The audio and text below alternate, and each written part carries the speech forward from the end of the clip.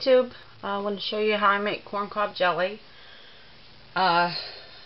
You'll need 12 good-sized ears of corn, and this is after you get the corn off of them.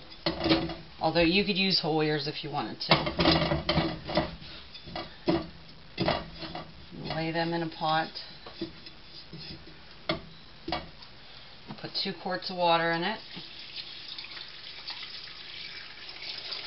The recipe I have for this is old, so it's country, so it's not in cups, it's in quarts and pints. That's all we're going to do right now. I'm going to bring this to a boil. And once it boils, I'm going to reduce it to medium-high and let it boil for about 40 minutes. Then I'm going to drain the liquid out of it and keep a pint and a half of liquid, which I believe is about 3 cups. I think pints are 2 cups. So once this is done and I've strained the liquid, I'll come back. The only other things you'll need is a box of fruit pectin, any kind, and a pint and a half of sugar. And that's it. I'll come back when the liquid's ready and show you what to do from there. Okay, the cobs have been simmering for 40 minutes. And you need to get the cobs out of the liquid. You can run them through a strainer, but you would need something a little bit better because you'll get little pieces of corn and junk in it. So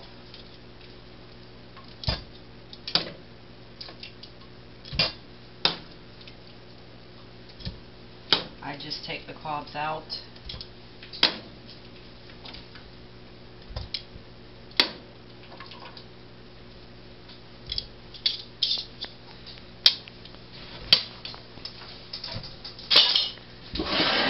And then I'll pour it into a measuring cup.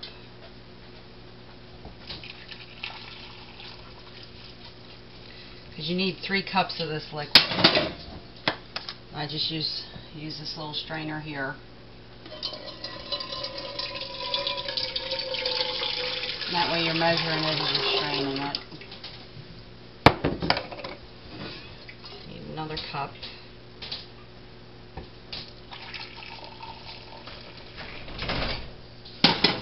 Okay.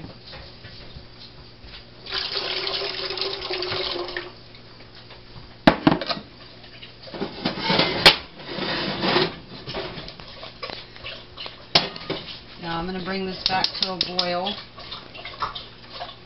I'm going to stir in the box of fruit pectin.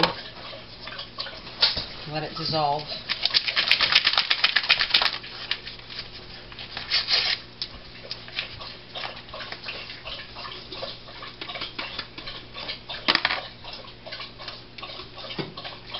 You want to get this to dissolve before it starts boiling. I found the spatula works best when you're dealing with pectin because you can push down and break up if it wants to chunk up.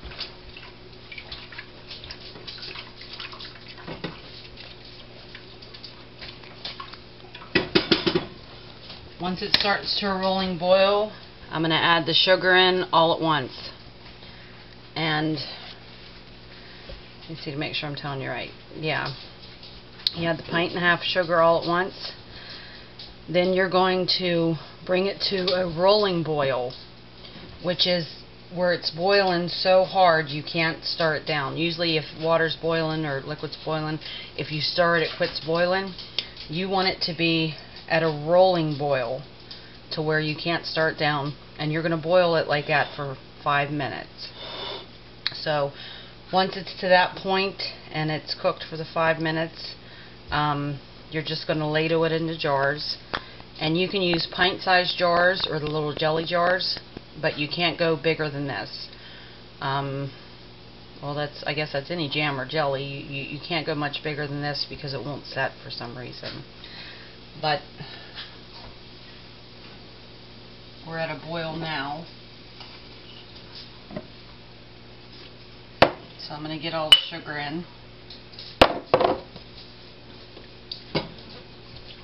And get it stirred up, get it dissolved.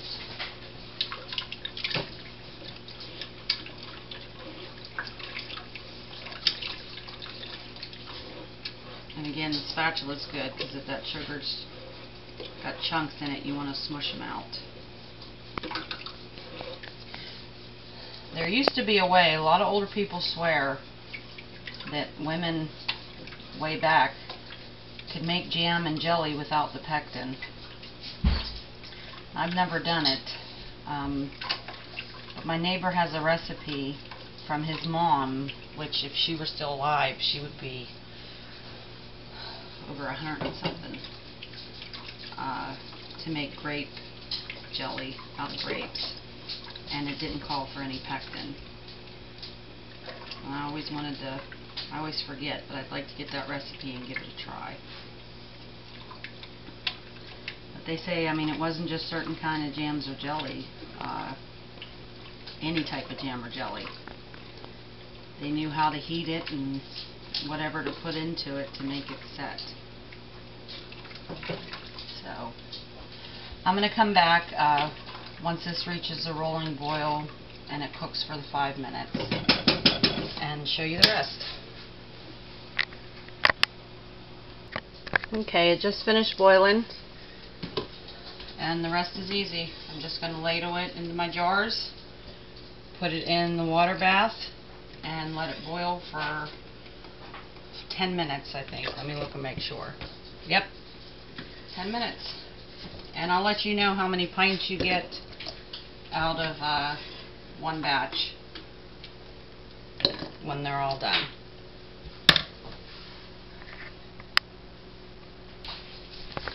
You don't have to run anything around to get the air out since it's liquid, but you do want to make sure that there's nothing at all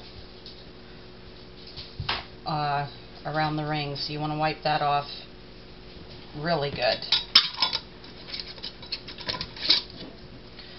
Once I get these all done, I'll let you know how many it made.